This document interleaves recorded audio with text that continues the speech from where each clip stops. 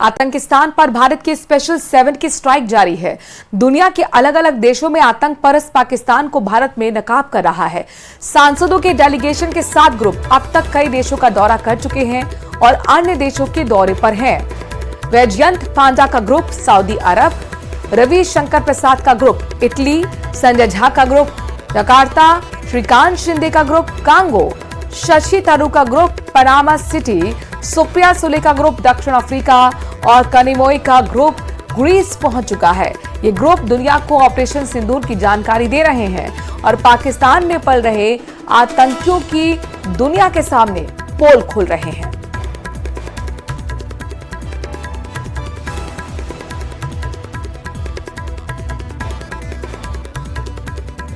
आतंकवाद पर पाकिस्तान को बेनकाब करने शशि थरूर की अगुवाई वाला डेलीगेशन पनामा पहुंच चुका है। डेलीगेशन ने नेशनल असेंबली का दौरा किया और यहां पर उन्होंने आतंकवाद के खिलाफ भारत के रुख को पेश करने के लिए सांसदों के एक चुनिंदा समूह से मुलाकात भी की है। What has changed in recent years is that the terrorists have also realized they will have a price to pay. On that, let there be no doubt. When, for the first time, India breached the line of control between India and Pakistan to conduct a surgical strike on a terror base, a launch pad, the Uri strike in September 2015, that was already something we had not done before. Even during the Kargil war, we had not crossed the line of control. In Uri, we did. Then came the attack in Pulwama in January 2019. This time we crossed not only the line of control, we crossed the international border and we struck a terrorist headquarters in Balakot. This time we have gone beyond both of those. We have not only gone beyond the line of control and the international border, we have struck at the Punjabi heartland of Pakistan by hitting terror bases, training centers, terror headquarters in 9 places. Panama पहुंचे शशि थरूर के group में शामिल सांसदों ने पाकिस्तान पर जमकर हमला बोला। शिवसेना के सांसद मिलिंद देवड़ा और बीजेपी सांसद तेजस्वी सूर्या ने क्या कुछ कहा है, वो भी सुनिए। हमने पूरे विश्व को अहिंसा और शांति का बहुत ही महत्वपूर्ण संदेश दिया, लेकिन यही भारतीय संस्कृति ने विश्व को, अंतर्राष्ट्रीय स्तर को यह भी एक बहुत महत्वपूर्ण संदेश दिया कि अधर्म के खिलाफ लड़ना, लड़ाई लड़ना, जंग लड़ना एक केवल उचित नहीं बल्कि अनिवार्य है। The days of passivity are gone। अगर आप अपने ऊपर हमला करेंगे तो भारत एक बार नहीं 100 बार भी ऑपरेशन सिंदूर करने के लिए ताकत है। इसलिए सिर्फ भारत की लड़ाई नहीं है, भारत की जंग नहीं है अकेला, ये हम सब का जंग है, पूरे विश्व का जंग है। Which is why as one world we must come together to defeat terrorism. दूसरी तरफ सुप्रिया सुले की अगुवाई में भारतीय डेलीगेशन दक्षिण अफ्रीका पहुंचकर पाकिस्तान के खिलाफ समर्थन जुटा रहा है। डेलीगेशन ने साफ संदेश दिया कि भारत अब किसी तरह की हिमाकत को बर्दाश्त नहीं करेगा।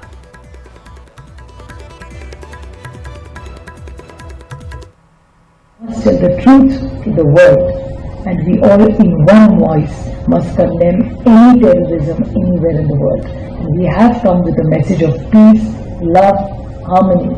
At the same time, we must not forget that India is not going to tolerate any violence against any Indians anymore.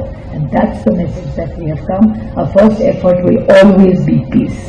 And India is one country which has never initiated a war ever.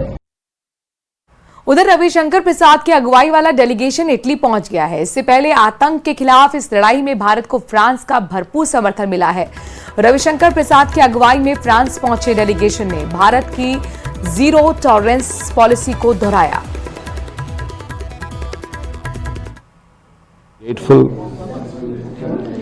The Honorable Vice Chair of the Defence Foreign Affairs Committee, along with all her colleagues in the Senate, in this majestic building, has only one word to say.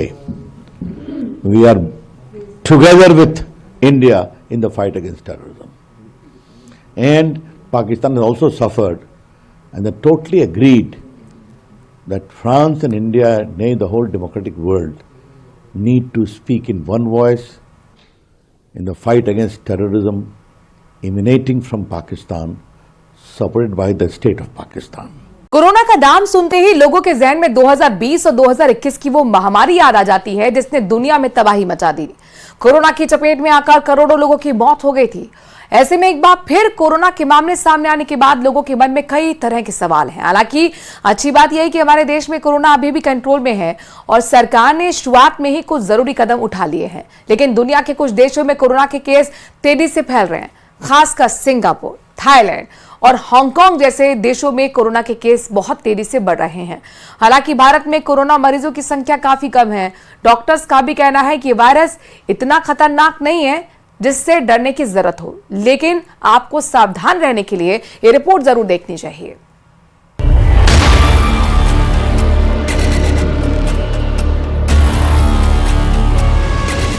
देश में corona एक बार फिर नई tension बनकर उभर रहा है। दर्जन भर से भी ज्यादा राज्यों में कोरोना के मामले सामने आ चुके हैं। आंकड़े लगातार बढ़ रहे हैं। कोरोना से कुछ राज्यों में मौत के मामले सामने आए हैं। आम लोगों के जहन में कई सवाल पैदा हो रहे हैं। क्या कोरोना की वापसी हो रही है? क्या कोरोना फिर से आफत बनेगा? कितना खतरनाक है कोरोना का ये वेरिएंट? पहले आपको देश भर में कोरोना के बढ़ते हुए मामलों पर अपडेट दे देते हैं। भारत सरकार ने कोरोना को लेकर जो अपडेट सामने रखा है उसके मुताबिक देश भर में इस वक्त कोरोना के केस 1000 से ज्यादा हो चुके हैं। कुछ राज्यों में कोरोना से मौत की खबर भी सामने आ चुकी है।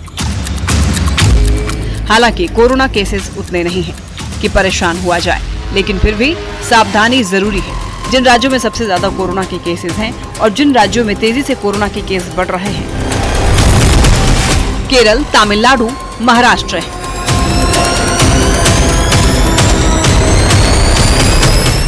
दूसरे राज्यों से भी कोरोना के मामले लगातार सामने आ रहे हैं, जिसको देखते हुए सतर्कता बढ़ा दी गई है। अहमदाबाद में एक ही दिन में कोरोना के दर्जन भर से भी ज्यादा मामले दर्ज हुए हैं, जिसने स्वास्थ्य विभाग के साथ आम लोगों की भी टेंशन बढ़ा दी है।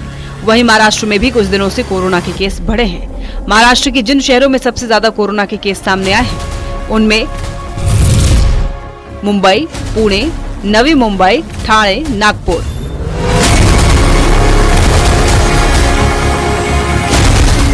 महाराष्ट्र के अलावा देश के कई और राज्यों में कोरोना के केस सामने आ चुके हैं। वहीं मध्य प्रदेश में भी कोरोना के मामले सामने आ गए हैं। दिल्ली में भी कोरोना के कई मामले सामने आ चुके हैं। नोएडा में भी कोरोना के केस मिल चुके हैं।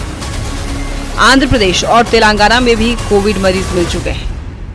बेंगलुरु में भी कोरोना ने पैर पसारना शुरू कर दिया है।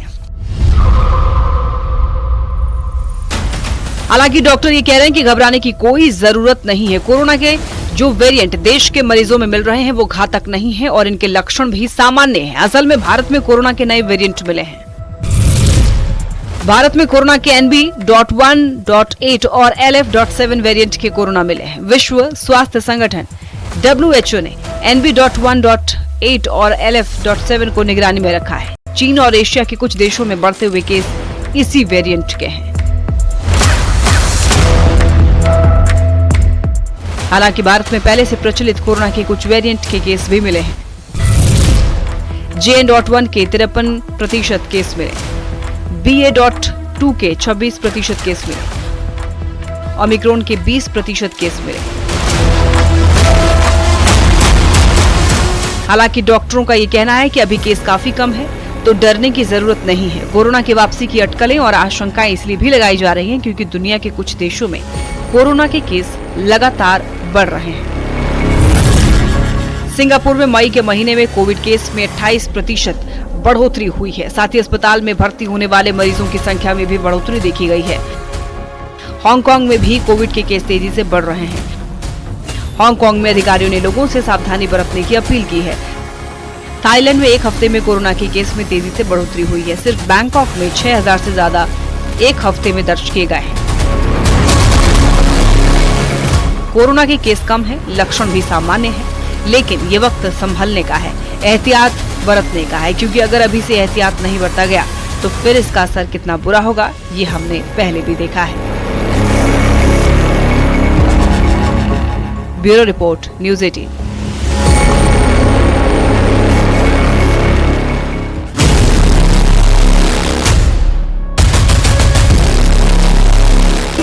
देश में कोरोना की वापसी की आशंकाओं के बीच राज्य सरकारों ने अपने स्तर पर तैयारियां शुरू कर दी हैं। अस्पतालों में कोरोना से निपटने की तैयारी की जा रही है, खासतौर पर उन राज्यों में जहां कोरोना के कई मामले सामने आ चुके हैं। जो राज्य कोरोना से सबसे ज्यादा प्रभावित हैं, वो है केरल, महाराष्ट्र और तमिलनाडु। भले ही देश में कोरोना के ज्यादा केसेस नहीं है, लेकिन ये भी सच है कि कोरोना की वापसी हो चुकी है। ऐसे में राज्य और केंद्र सरकार ने अपने स्तर पर तैयारियां शुरू कर दी है। केंद्र और राज्य सरकार ने अपने स्तर पर काम शुरू कर दिया है। केंद्रीय स्वास्थ्य सचिव ने समीक्षा बैठक की है। स्वास्थ्य मंत्री भी स्थिति पर नजर बनाए हुए हैं। केरल सरकार ने सभी जिलों में सख्त निगरानी और रैंडम टेस्टिंग शुरू कर दी है। तमिलनाडु सरकार ने भी सार्वजनिक स्थानों पर मास्क लगाना अनिवार्य कर दिया है। दिल्ली में अस्पतालों को बिस्तर, दवा, ऑक्सीजन और टीकों की उपलब्धता तैयार रखने को कहा गया है। दिल्ली में एहतियात बरता जा रहा है। हरियाणा में भी कुछ केस सामने आने के बाद इंतजाम पुख्ता कर लिया है। एमपी में भी कोविड के केस आ चुके हैं। झारखंड सरकार भी कोरोना के JL.1 वायरस को लेकर अलर्ट है। Railway station, bus stand, airport से लेकर अस्पताल तक निगरानी रखी जा रही है। राज्य के स्वास्थ्य मंत्री ने डॉक्टरों के साथ बैठक की है। इसमें ज्यादा पैनिक होने की आवश्यकता नहीं है। जब हमारे यहाँ डिटेक्ट हुआ तो एक स्वास्थ्य मंत्री, मेरी जवाबदेही बनती है कि हमारे झारखंड को मैं अलर्ट करूं। डॉक्टर्स से मैं उनसे वार्ता किया, सारे लोगों से मैंने वार्ता किया और हर जगह मैंने झारखंड के तमाम जिलों में, झारखंड के तमाम जिलों के बस स्टेशन में, चाहे रेलवे स्टेशन में हो, चाहे एयरपोर्ट में हो, यही तो वहां जाए टीम जाएगी मेरा। राज्य के अस्पतालों को अलर्ट मोड पर रखा गया है। हालांकि डॉक्टरों का ये भी कहना है कि डरने की जरूरत नहीं है। जो वेरिएंट मिले हैं वो काफी माइल्ड है। देश के अलग अलग राज्यों में कोविड केस मिलने के बाद एहतियात बरता जा रहा है। मरीजों के संपर्क में आने वाले लोगों के सैंपल लिए गए हैं। एहतियात से ही हम कोरोना को हरा सकते हैं और कोरोना केस की संख्या को देखते हुए लोगों ने एहतियात करना भी शुरू कर दिया है। Bureau report, news 18।